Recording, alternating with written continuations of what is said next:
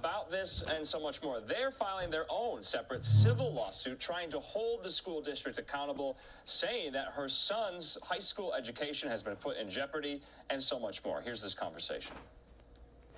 You're watching Live Now from Fox. I'm Daytona Everett. Andrea Jones and her son Griff are suing the Oxford, Michigan School District in the wake of last November's tragic shooting at the high school there that killed 4 students. The alleged shooter, Ethan Crumbley, is going to make yet another court appearance tomorrow in a hearing. But several students and their parents want to hold the school district accountable. You know, with bringing this legal action, it's obviously tough. This is resurfacing a lot of wounds, I'm sure.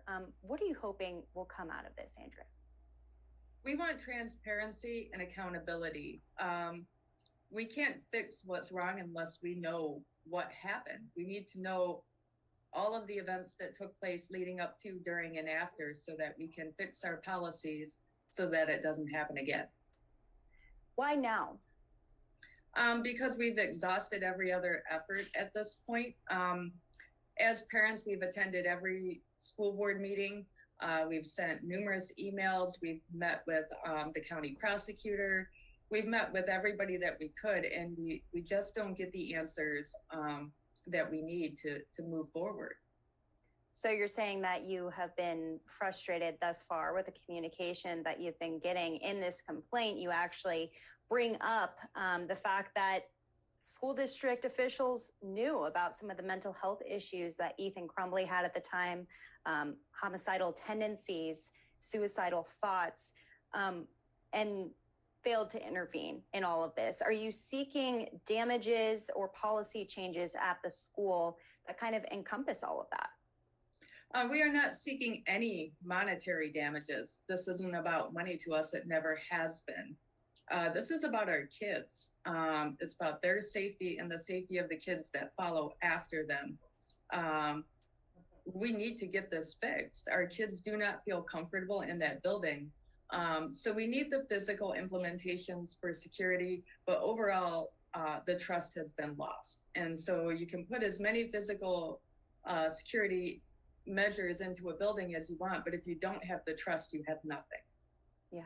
And we know that now more than ever, since there's been another mass shooting out in Uvalde, Texas. This is bringing up the conversation all over again.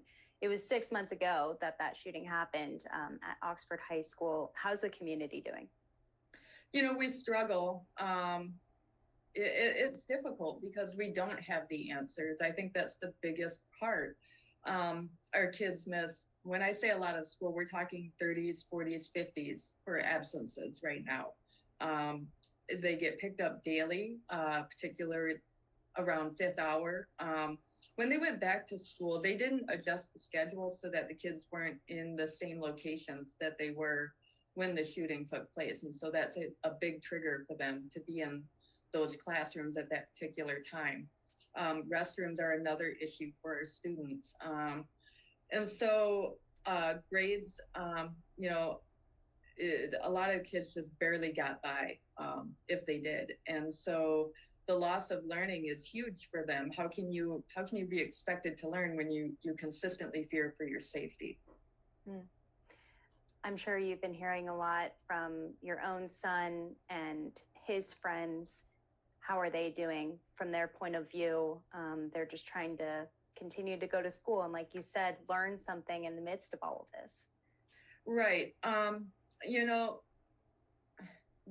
everybody's in a different place and the triggers come at different times and they're different for everybody. So you might have a good day, but when the triggers come, you know, you're not expecting it. So it catches you off guard. And, you know, they're learning what their own triggers are still. They don't even know them all yet. So it's a learning curve for that and how to deal with them.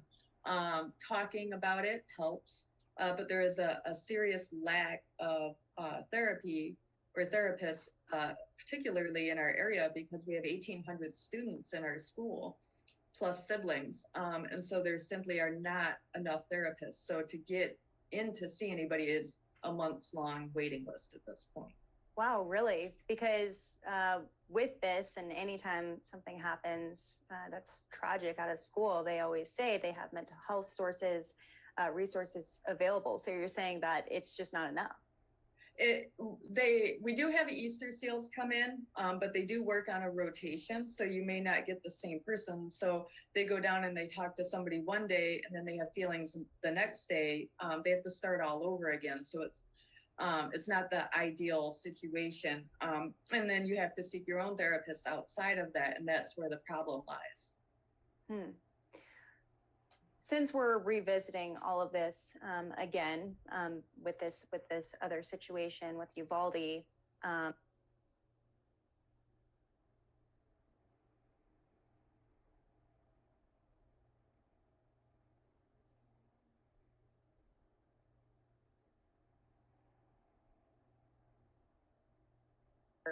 and saying that action needs to be taken now. Absolutely. And before that, we had Buffalo. So we had two major mass shootings directly after ours. And each time it takes you back to day one. There's so many things that correlate between them. And your first reaction is heartbreak. I mean, because you know what that feels like. We know they're in shock. And then you start feeling bad too, because you know the process. And it's been repeated over and over with these mass shootings, the delay in investigations and accountability and transparency. And you see it over and over again. It's becoming the pattern. And so you feel for these families, because we're 7 months in at this point and we know what's coming. What are you hoping this next school year will look like? What changes are you hoping that will come? We definitely need the physical security in the building. We need the gun detection dog that would help a lot of the kids feel more secure. We currently do have clear backpacks, and they are currently checking IDs, but the kids are wanting the metal detector.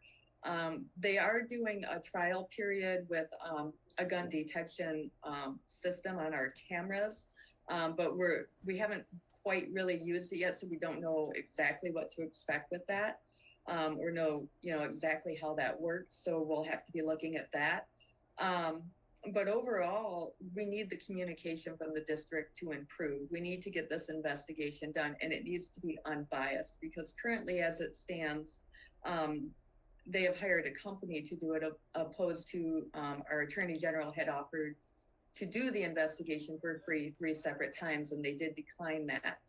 So instead, we're paying a third-party company that is in a partnership with the school district's lawyers.